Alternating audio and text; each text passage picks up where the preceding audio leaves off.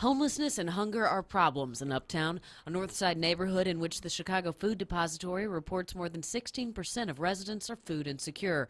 To address the issues here, the Salvation Army Mobile Food Unit comes to the corner of Wilson and Marine Drive every weekday for 2 hours and serves about 100 people like Jeremiah Harrison. On cold days, they're out there with tea, great soup, they give you bread. But 46th Ward Alderman James Cappleman says he's not certain what this service is actually achieving.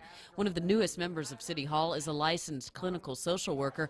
He's also founded a homeless shelter and once served as a Franciscan friar. He wants some evidence that the Salvation Army's efforts are on the right track. Measurements that say that what they're doing is really working.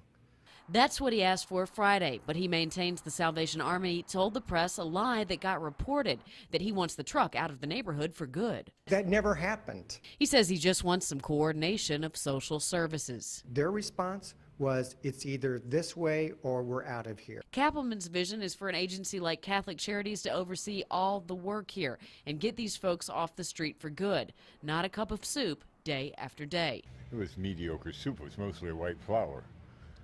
White flour has no nourishment. These homeless men are currently staying at Northside Housing, operated by the People's Church on Wilson. I think that service is really a blessing to this community. Some go for soup, but one has received help there above and beyond a meal. They feed you, clothe you, give you work. The consensus here is that the food truck should stay.